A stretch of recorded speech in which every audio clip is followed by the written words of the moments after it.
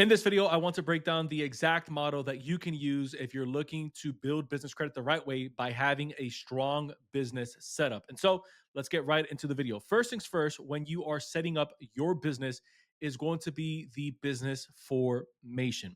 Now, when it comes to the business formation, there's really three different entity selections that you can choose from. There's one more on here, but I left that out for a reason, which I'll give you here in just a second. You have the LLC, which is limited liability company, which is of the three the most popular option, especially when you're starting out or when you're first establishing business credit for the business. One of the reasons for that is because the LLC has so much flexibility on what you can do with it. It's beginner friendly, and then you can also build on top of it. Meaning, if you started off as an LLC and you started, as an example, netting over $70,000 in revenue for the business, you can elect to be taxed as an S corp, which is why so many small business owners, contractors, real estate investors, developers gravitate toward the LLC so frequently. In fact, on this channel alone, the majority of you all that comment on our videos, that keep coming back for content, that let us know what type of businesses you have, even some of the companies that we work with our clients inside of the inner circle, they have LLCs. You next have the S corp, and then you have the C corp. For the remaining of the video, I'm going to use the language of an LLC just because that's what the majority of us tend to use for business. Now, one entity selection, or essentially one type of business, one type of business formation that I left off, was the sole proprietorship. The reason why I left off the sole proprietorship is because, and I'll put it here for us so you guys can kind of see what that is, the sole prop. The reason why I left the sole prop out of it is because even if you have an EIN for the sole proprietorship, you're still seen as one and one the same by the IRS, meaning there's actual no separation. So you'll have a separation if you have an LLC, you'll have separation between you and liabilities, your assets and the business's assets if you have an S corp, and then same thing if you have a C corp. But that doesn't necessarily happen if we have a sole prop in place, which is why I wanted to kind of keep it off to the side and not be something that we focus on.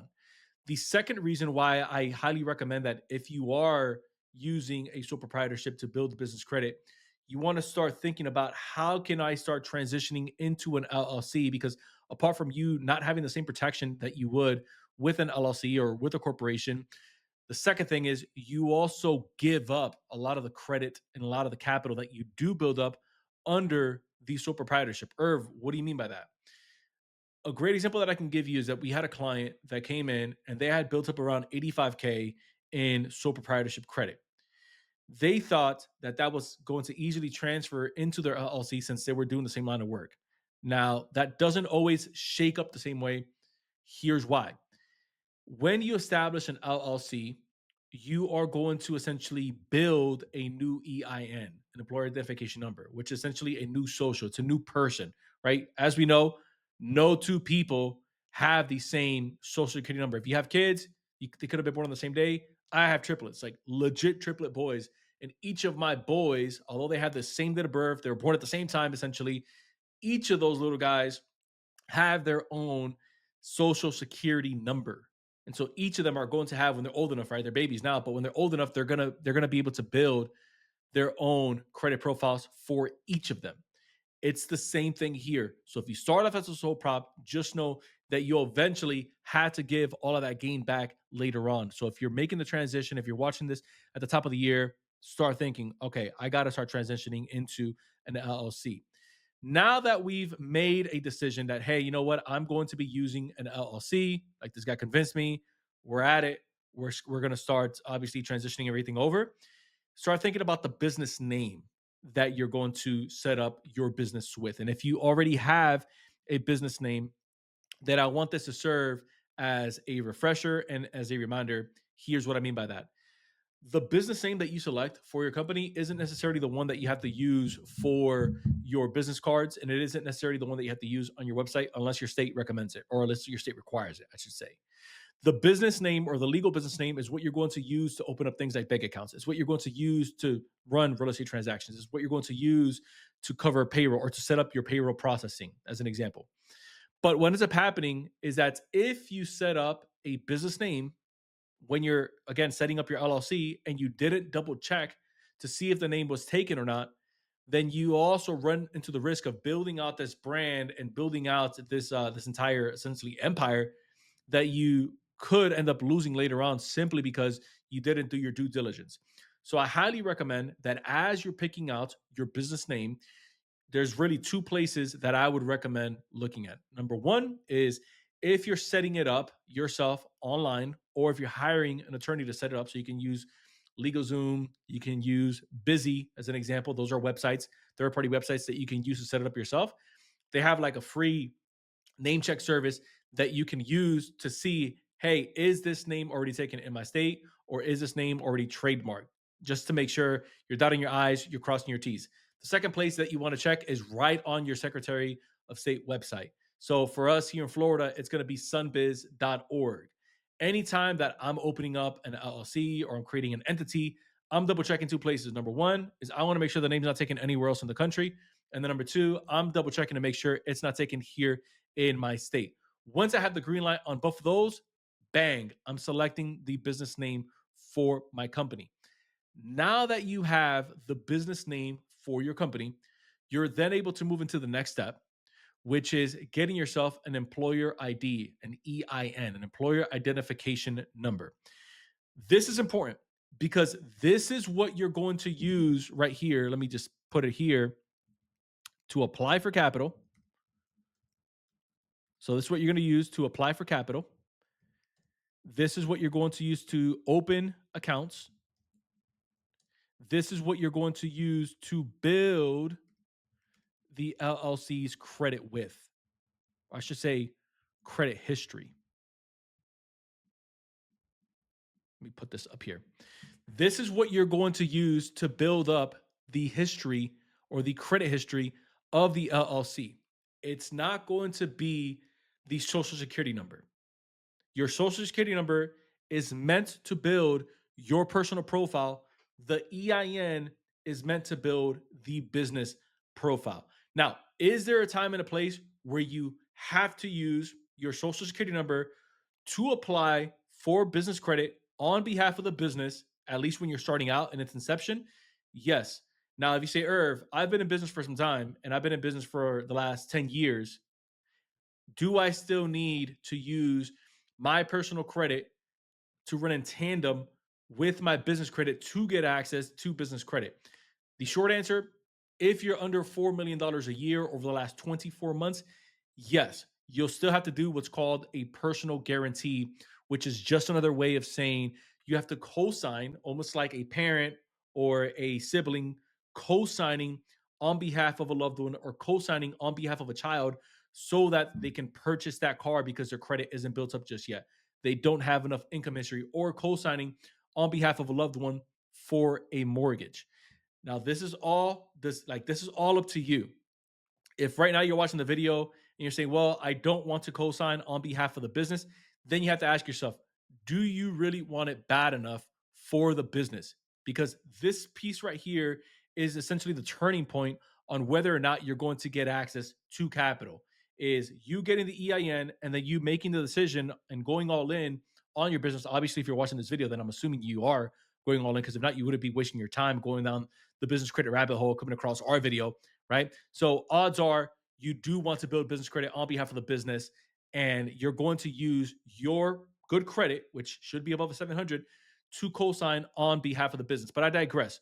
Moving back into the EIN, you have that EIN that you can also get for free right on irs.gov. Now, going back to third-party servicers, if you do decide to use a company, sometimes there's an upcharge that they'll do just to do it all in one-stop shop.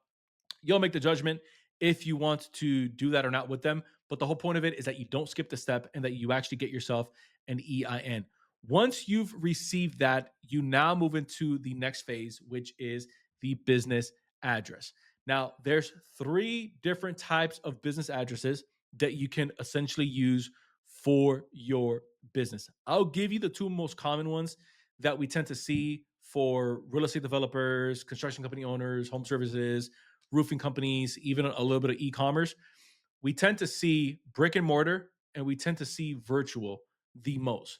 Now, that's not to say that you can't use a home based business address, but there is a time and a place for each of them. So if you have no idea what a virtual office address is, think of, as a matter of fact, I have three different companies that you can use right here. Actually, two main ones, really. These are like the main ones that we're seeing that tend to work the best. So we have Opus and Regis. I'm not affiliated with them by any means. I just noticed that the majority of the people that use Opus and Regis tend to get approved for bank accounts, business credit lines the fastest because there's little to no pushback on the address. So a virtual office address is essentially a physical location that you can either A, work out of, or B, rent out that address so that you can use it on your business entity. This means that you bypass having to lease and having to get locked down into a long term lease, kind of like a brick and mortar location. Now, if you already have a brick and mortar location, then that by far is the best out of these three. Brick and mortar beats virtual, brick and mortar beats home base. So, if you wanted me to kind of like grade them on from most effective to least effective, you have brick and mortar, most effective. You have virtual office, second most effective, and then you have a home based business address, which is like the least effective of the three. But each of them carries their own pros and cons to them. Obviously, with a virtual office address, if you're getting this type of location, then like anything else, you just want to make sure that it's a physical location that if you were to do a reverse Google search to it, it actually looks like a building outside. It doesn't look like it's some storage facility. It doesn't look like it's a freaking haunted house. That's like main thing because that's exactly what financial institutions are going to do when they're underwriting. If it's a brick and mortar, if it's a brick and mortar location, pretty self-explanatory. You would just use the address from the brick and mortar location for the entity that you're setting up. Or here's something else that you can consider. If you already have a brick and mortar location and you've been, let's say, running operations from your current office, and again, that's your building, whether you're renting it or whether you own the building, and you wanted to establish a second LLC or third LLC under that same office address, you can go ahead and set that up, and it's just a one-stop shop with the brick and mortar location. And then with a home based business address, this is going to be case by case. I'll give you two different scenarios. We had a real estate investor that we were working with where they were still able to get access to business capital using their home based business address because they were essentially doing all the cold calling, doing all the work, door knocking, sending out flyers. Everything was happening from essentially their garage, right? That was like their own home based business address. But that does vary depending on the line of work that you do because we also had a client that we had to actually help them navigate getting out of using a home-based business address because they ran a construction firm, and in the state that they ran their construction firm from, they needed a physical location, which they were already in the works of getting anyways. So it actually ended up working out. And so, kind of keep that in mind as you're setting this up and you're getting your business address ready. Remember, brick and mortar is number one. If you can do it, number two would be virtual office, and then number three would be a home-based business address. Industry selection. Now that we have, so quick recap, we had the entity selection, so we have the LLC. We had the business name, so we've picked that out. We have the employer ID. We had that. So we obviously had that because the IRS.gov got it for us. We now have a business address that we can start working off of and we can use to establish our entity. Industry selection is one of these pieces that I just flat out don't see many people talking about. And if I'm honest with you, it's one of the things. Let me make this a little bit bigger for us. There we go. And if I'm honest with you, it's one of the things that I see moving the needle the most for clients when we're helping them get access to business capital. And more importantly, when we're helping them put a system in place that's allowing them to scale the business capital out. Here's why this is: how your business is categorized is going to determine how government, business licensing, and financial institutions are going to see you. I do have one on here that I also want to add that I left off, which I'll probably just put right here. And this is gonna be business credit bureaus, and I'll put it like right here so you can see it. Business credit bureaus are also using the industry selection. Now, if you've ever filed your taxes, on the top right hand corner, especially if you have an LLC, there's something known as a Schedule C, which is the form that you use to file your taxes. And in the top right hand corner, it's a 6-digit code. That 6-digit code is the industry selection. You've probably never noticed it because you've maybe had a tax strategist or an accountant or an enrolled agent do taxes for you. But next time you go do your taxes, or as a matter of fact, pause the video, go look at your taxes right now if you already have a Schedule C, and you'll see at the top right hand corner, there is a selection. If that selection does not match up to what you're currently doing right now, that is a big no no. That's a big red flag. And that'll also, just like by osmosis, that'll get you denied for business capital altogether. And so I have two examples of NEICS codes, which is another way of saying industry codes, that you can see right here. I have 236220, which is commercial and institutional building construction. And then I have 238160, which is roofing contractors. Now, we deal a lot with construction, real estate, reno, fix and flip businesses, home services, roofing, if I haven't already mentioned it. We deal a lot in this space. And one of the main things that I see when a business comes in trying to get capital to scale out so they can stop depending on hard money, so they can stop depending on merchant cash advances, is they think that just because they're in construction, they can use the code of what every other construction company is. And it's not the case. What you want to do is you want to see, okay, what exactly is my line of work? Because even though roofing is a form of construction, it has its own standalone industry code, which in this case, it's this bad boy right here, 238160. This is going to be a huge sign of relief for you if you put this into place, because it's going to alleviate needless headaches down the road when you're thinking, dude, why am I getting denied for something as simple as a business credit card? Like, my business is bringing in good revenue, my credit's on point, I've been in business for some time. I would venture to say that the majority of the time is because one of these pieces right here isn't dialed in. And just like shameless plug, if you need our company to take a look at how your business is currently established, to see if there's some bottlenecks that we can help lift so that you can get access to the capital that your business needs, so that you can get access to bigger projects, hire better help, we'd love to connect with you. Book a call with us down below. It's pinned as the first comment inside innercircle.com. So we have the industry selection nailed. Now we are going to the second to last step, which is a business bank account. This is where we take everything that we've created, which I have for us right here, and we bring it into a bank, financial institution, credit union, and we open up the business bank accounts. Don't skip this step. Don't chicken out now. Like, you did all the work. It's now time to open up the business bank account, and let's go legit with this thing, because this is going to give your business the lift that it needs. And it's also going to help out in the business credit building process, because you now have an account where is receiving funds on behalf of the business. And now you're creating that separation between you, the business owner, and the business. You want to bring in your LLC. You want to bring in your AOG. So this is your articles of organization, which you would have received when you set up your LLC. Obviously, you have your employer identification number now, your EIN. You have your business address. You have your owner ID. So this will be like your own owner identification number, especially if you're over 20% owner for the company, then you're going to be opening up this business bank account. If it's just you by yourself, then obviously you're 100% owner. You're going to bring in your owner ID. You're going to know your classification code, or at least you're going to tell them when you walk into a bank, hey, I'm in roofing. I want to use the code that we just labeled up here. Obviously, you can use that. Or hey, I'm in e-commerce.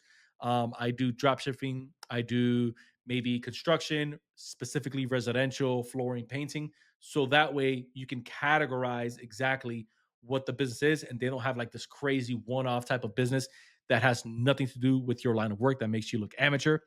And then lastly, you're obviously going to bring the funds to open the account. Now, the majority of the time, this is going to vary. If it's a primary account, then obviously you want to deposit more funds, 20 G's, 30 G's, 100 G's, whatever your business is bringing in. If it's maybe a business bank account that you're just kind of like establishing the relationship with, so that you can start, so that you can start the process, you can start feeling good about, hey, my business is on the right track, then just give the minimum of whatever the bank is asking for at that time. Usually, if it's a bigger bank like Chase, it's going to be 2 grand, right around 2,500. Sometimes they'll have specials where they drop it to like $1,000 just to open the account. I always recommend the more the merrier, because you'll have something called the bank rating that starts getting built inside of their banking ecosystem, which again, in turn, helps you establish business credit a lot faster.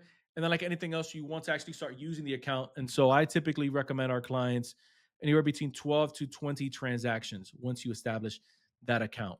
Now, this right here may can't type today, guys. Sorry about that.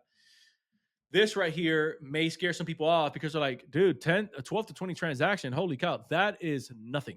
12 to 20 transactions at bare minimum when you establish an account because you want to let them know, hey, I'm in business. Like I'm really in business. I'm doing this thing day in, day out.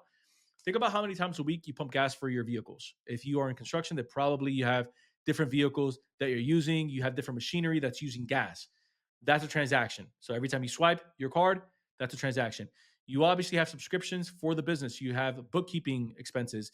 You have marketing expenses. You have payroll expenses. You have clothing that you wear. You have safety gear. All of that is considered a transaction. You have meals on the road.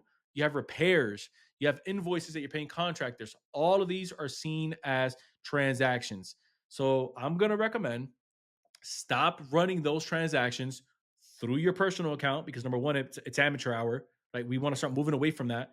But number two, you also start building up the credibility of the business and of this new account that you've established because the financial institution is seeing, oh, these are legit business transactions that are coming out, not these crazy Netflix accounts. Because think about it. If you're the bank and you're seeing why are the Netflix account like why is there a Netflix subscription coming out of this account? Why is there, this person was at a pizza party last week. Why were they at Disney? Like you don't want to have you don't want to have personal expenses coming out of your business account. You want your personal expenses to be personal expenses and you want your business expenses to be business expenses. Still keep the Netflix, still go to Disney, still have the pizza party with the kiddos. Like obviously whatever floats your boat when you're off of the job, but start separating that because it's going to put you in a better place financially in your business. Lastly, now that we've done each of those steps, this is where we start to build your business credit up so that you can start getting access to business capital. Now, I am going to have a separate video that's going to show you exactly how to break this down. If you wanted to see that, it'll probably be linked right here or right here. But other than that, I will see you in the next video. Bye.